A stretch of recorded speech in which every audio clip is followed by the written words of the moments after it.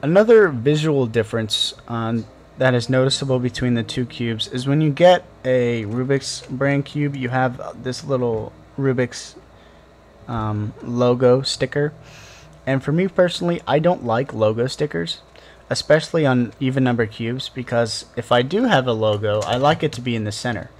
That way when I rotate around, it's always in the center. But this cube, it has that logo off to the side, and it just looks really weird to me. I don't like having the logo off to the side. I'd rather it be right in the middle. And for a 4x4 that doesn't have a middle, I would rather just not have a logo at all. The Eastsheen, when it ships, doesn't have a logo. It's just a solid white. So for me, that's a little better. I like that it doesn't have that sticker with the logo on it.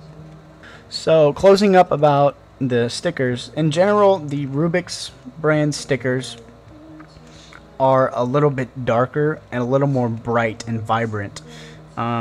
They tend to stick out a little bit. The blue and the red and the green colors are really dark, and for the most part, the Eastsheen stickers are a little bit lighter, and they have more white in them, so it makes them a little brighter instead of darker. So if you like that color, then the Rubik's should work for you. But if you like having a little bit of a brighter color on your stickers, then the Eastsheen would definitely work better in that situation. Okay, so now that we're pretty much done talking about the look and feel of the cube, just touching it, let's talk about the quality of the cube once you start moving it with your hands. It's pretty well known that the Eastsheen comes out of the box really smooth. And that's a great thing, because you don't have to lubricate it, and if you do, it'll still work great. And if you don't, it'll work great. So that's a real positive, is that the Eastsheen, when it comes right out of the box, it's very smooth, and it's a very nice cube. Rubik's brand, I don't know if you have ever had a really stiff 3x3, but the Rubik's 4x4 can be worse than that. It can be really stiff and grinds together and just isn't very good, hard to do finger tricks on, and just doesn't feel good at all. Now you can silicone both of these, and what will happen when you apply silicone to these two cubes is the 4x4 Eastsheen will get a little bit smoother.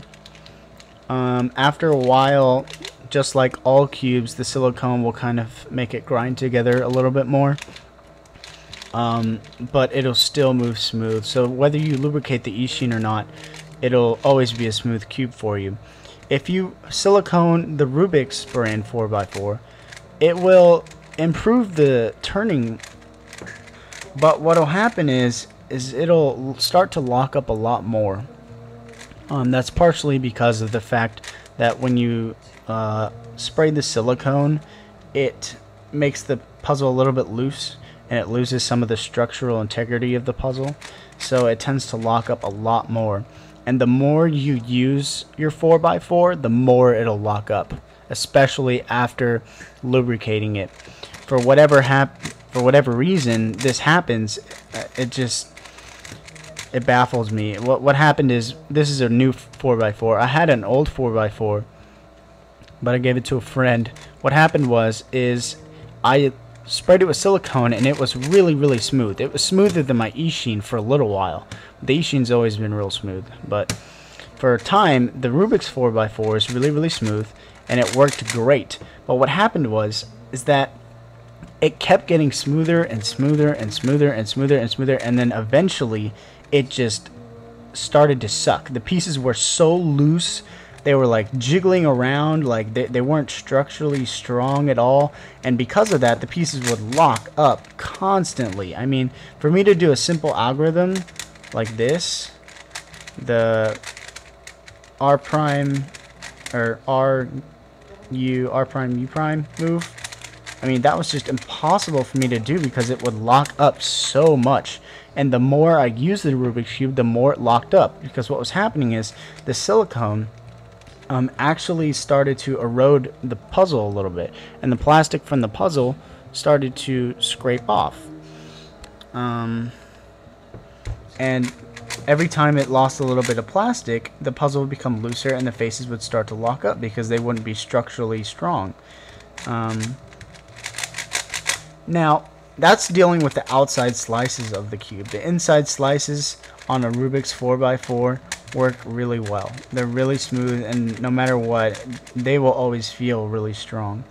The inside slices on an Eastsheen 4x4 sometimes seem a bit sluggish, just a little bit sluggish.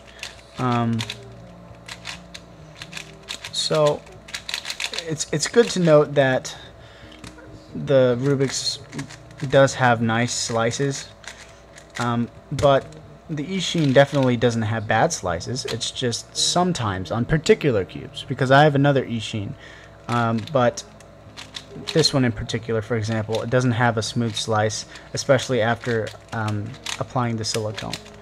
In comparison to the slice of here, it's still a very good slice, but the Rubik's wins a little bit in that sense.